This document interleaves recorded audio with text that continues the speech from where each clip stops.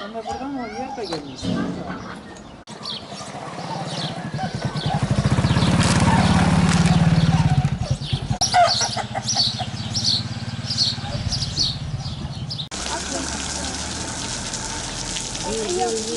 Dur, içeri girme ben geleyim. Abacığım kaç. Ceyran sorunumuz var. Ceyran sorunumuzu, ceyran hepsini evler üstünde gelmiş. Bazı bahçelerde gelmiş. Telleri aşağıda bazı çocuklara değiyorlar. Hani ceyran sorunu korkuyor ki bir çocuğumuzu ceyrana çarpar. Bir vatandaşınızın ceyranı ev üstünde, ev yerinde, her yerinde ceyran tehlikesinde korkuyoruz. Bir kere yol ağzında gelmiş köy içinde ana hattında orada bir çocuğa el uzatsa bile değer. Gittik kendim şahsına dilekçe verdim TEDAŞ'a. TEDAŞ'tan geldiler. Baktı ve komple devşirmesini düzelteceğiz. Ben kendi şahsına dilekçe verdim.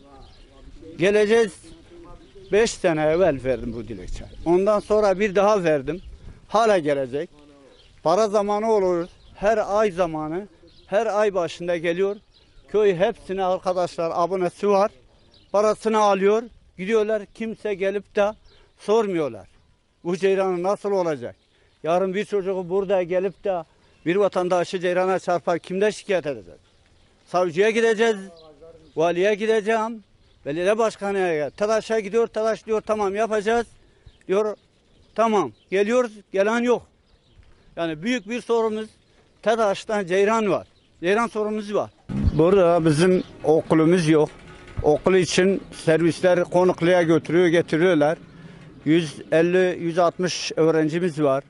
Bugün onu sabah erken kalkıyor, servise yetişmiyorlar.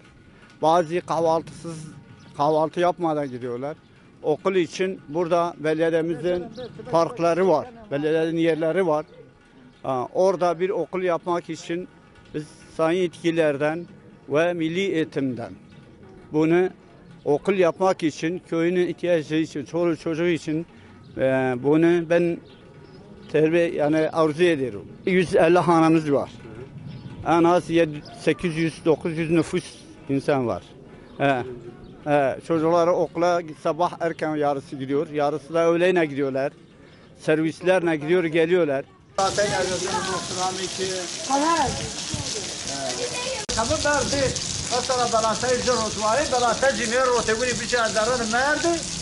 Ama öncelikle bizim en büyük sorunumuz okuldur.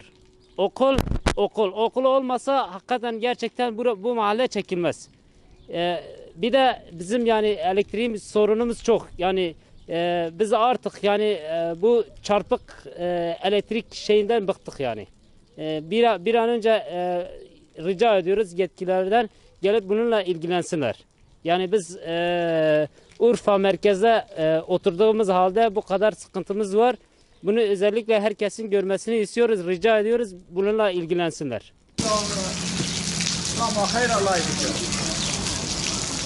Yesu katera o dünya.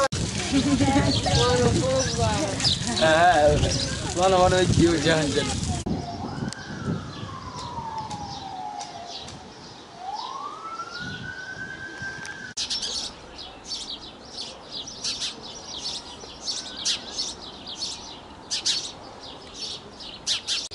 Bizim sorularımız daha çok var.